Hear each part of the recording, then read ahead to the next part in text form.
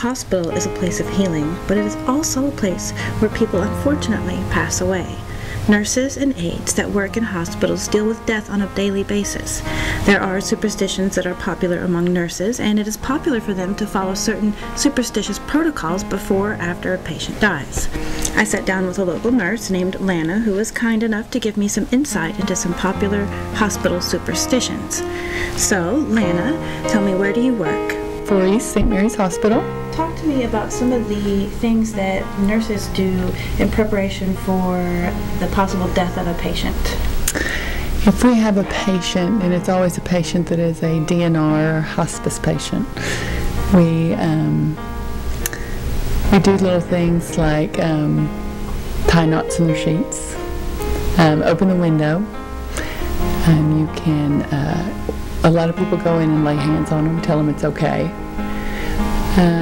Sometimes we try to talk family members out of the room because we think if we get them out, the patient will die because they're waiting on them to leave, or they're waiting on that one person to show up. So usually that's what happens, but if there's a lot of family in the room, we always try to talk the family out of the room to get them to go to lunch or something, because that's usually what happens. Tying a sheet in the bed is an old wives' tale that refers to keeping a sick person alive. It is also thought to ward off evil. But if every nurse ties a knot in the sheet, the patient still has to die sometime. It's just an old wives' tale, and it's something that I think that came from slavery. Like some of the slaves used to tie bed knots in the sheet. I don't know exactly what it means, but the aides do it. And they tie knots in the sheets and they open the windows for the spirit to go out. And the aides believe that if you give them a bath and get them cleaned up, they'll go right afterwards. So that a lot of times they'll give them a bath and get them cleaned up. So we like to help them along. Just because they're suffering and they're ready to go, if they're unresponsive and stuff like that. Opening a window is a custom adapted by many cultures, including Christianity, particularly during Victorian times, Judaism, and in the Netherlands regionally, believe it or not.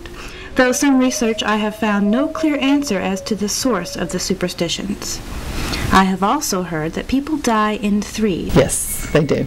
It's well documented they die in threes. Mm-hmm. Either like our shift, or sometimes we have them all die in the same day, but they always die in threes. It might be in a few days, but like our shift will have 3 die, or we'll have 3 die, or a nurse will have 3 die.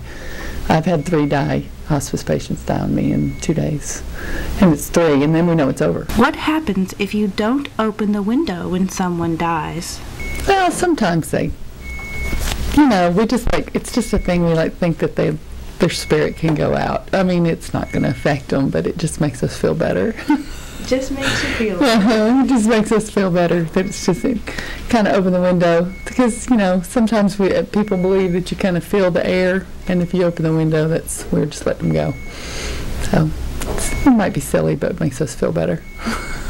Through our modern culture, we have all heard ghost stories. Friends with stories of hauntings, stories of experiencing a loved one dying and feeling their spirit.